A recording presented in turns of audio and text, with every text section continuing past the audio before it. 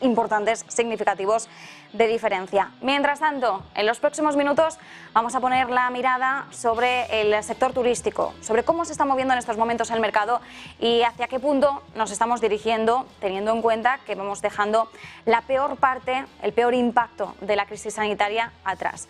Salvando los brotes nuevos que estamos viendo en China, cómo se está comportando el resto del mundo, hacia qué punto nos estamos dirigiendo ahora y sobre todo, bueno, tenemos que tener en cuenta que el sector turístico tiene un peso importante en el PIB español, así que a nosotros desde luego lo que nos interesa y mucho es que el sector siga andando por buen cauce.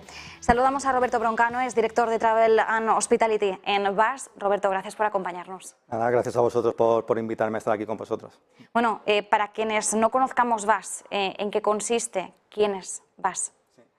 Pues VAS es una empresa de unas 4.000 personas, este año yo creo que cerraremos en 4.500, tenemos presencia en 25 países y somos empresa española pero con un proyecto de crecer internacionalmente y expandirnos muy agresivo. Hemos abierto oficina en Alemania, en Suecia, en Suiza, en Inglaterra, en Latinoamérica también, y eso es un poco, ¿no? Lo que intentamos es exportar ese conocimiento que tenemos aquí, ¿no? Y crecer. Exportar el conocimiento que tenéis vosotros en un amplio abanico de sectores. Ahora nos vamos a centrar en el mercado del Travel and Hospitality. Vamos a hablar sobre todo de turismo, de viaje, de hostelería. ¿Cómo estás viendo este mercado? Bueno, yo creo que reactivándose y con fuerza. Yo creo que todo el mundo tiene ahora ganas de viajar y se está notando, ¿no? También ha habido a distintas velocidades, ¿no? Las empresas un poco a lo mejor de ocio que podían tirar de clientes más locales se han reactivado antes. Las empresas hoteleras, hospitality, pues un poquito este año, ya están más o menos en facturación pre-crisis, y luego las aerolíneas son las que le están costando un poquito, pero esperamos también que en 2023, Q1, Q2 ya empiezan a estar también otra vez fuerte. Bueno, claro, al final cuando hablamos de viajes, pues quizás en modo nacional no cogemos tanto un avión, y preferimos pues tirar de hoteles en regiones cercanas a nuestra ciudad, cogemos un bus, coche personal, tren.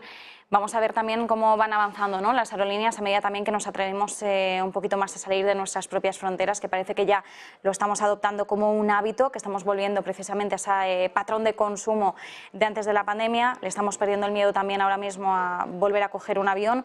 ¿Estás viendo algún tipo de cambio en el viajero, en estas pautas de consumo, en los intereses que se están despertando ahora? Sí, yo creo que también ha ido poco a poco. Todos los viajes que yo creo que se han empezado a planificar son más locales, son más cercanos. Es verdad que había un cierto miedo, ¿no?, a también protocolos o entornos un poco más distintos, y es el primer viajero que se ha activado. Luego el internacional, que es verdad que ha ido también por barrios, ¿no?, un poquito a distintas velocidades, pero es verdad que aunque nosotros siempre tenemos como una visita de viajeros un poco en ciertos países concretos, es verdad que se ha diversificado bastante y se han conseguido atraer y mantener el volumen, ¿no? Y además es verdad que con la inflación también al sector le interesa ese viajero internacional que tiene un ticket medio un poquito más alto y que ayuda, ¿no?, a poder subir tarifas, pues no solamente aumentar los ingresos, sino también pues aumentar un poco los márgenes con esa subida de costes, ¿no?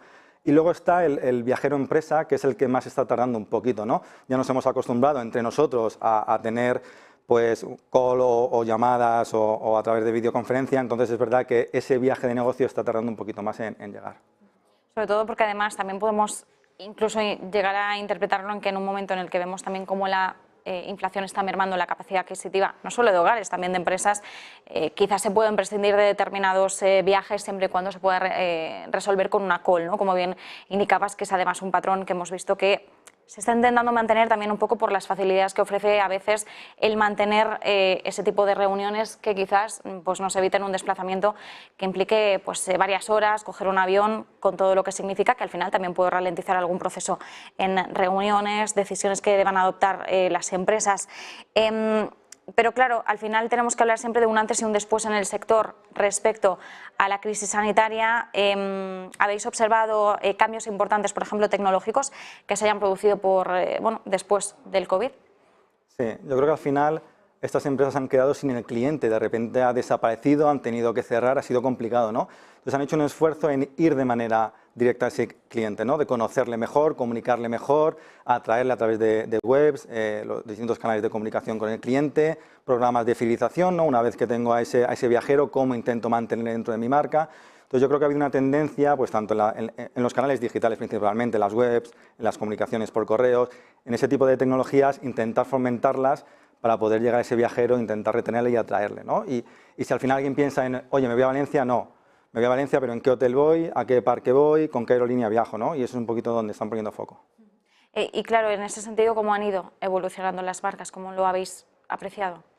Bueno, pues invirtiendo mucho ahí. Es un sector complicado porque mucho negocio viene también por las agencias de viajes, por las OTAs, por las agencias online. Entonces ese negocio hay que mantenerlo, pero también intentan fomentar el otro, ¿no? Entonces lo que han intentado es pues reforzar esa marca. También es verdad que es distinto si son a lo mejor hoteles más urbanos, que si son más vacacionales, el ciclo de venta es distinto, pero todos han intentado un poco pues potenciar su marca en ese sentido, ¿no?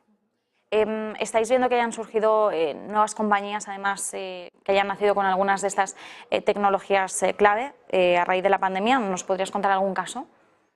Empresas nuevas que hayan entrado, siempre se habla un poco a lo mejor del caso más digital, que es más fácil, ¿no? Nueva empresa digital que tiene unos costes más bajos, pero hay un caso que a mí me ha llamado mucho la atención, que es Sirio, que bueno, viene a competir un poco con Renfe en el sector de transporte de viajeros en ferrocarril. Y me ha parecido muy interesante porque empieza de cero, ¿no? Entonces han tenido una estrategia muy de centrarse en el cliente y lo ves en los trenes que han comprado, en la tripulación, ¿no? En el personal que han contratado y tienen cosas pues muy llamativas como, bueno, han llegado a un acuerdo con OnlyYou del grupo Palladium también para restauración dentro de los trenes, que me parece algo muy innovador, ¿no? A nivel de negocio. Y luego también tienen un reto, tienen una virtud que están montando de cero, entonces todos los sistemas no tienen herencia, no tienen vicios, por así decirlo, pero claro, cuando pones en producción algo, lo pones de todo, o sea, todos los sistemas van a la vez, ¿no? Y ahí nosotros le hemos estado ayudando en la gestión del cliente, ¿no? Ellos están muy focalizados en eso y nosotros les hemos ayudado a tener esa visión 360, a tener toda la información centralizada del cliente y en esa comunicación, ¿no? Que puedan tener con ellos. Es decir, que ahí el valor diferencial que veríamos sería la estrategia que están abordando respecto al cliente, ¿no? Es decir, a ofrecer una experiencia única que nos estén ofreciendo en otras compañías de la competencia.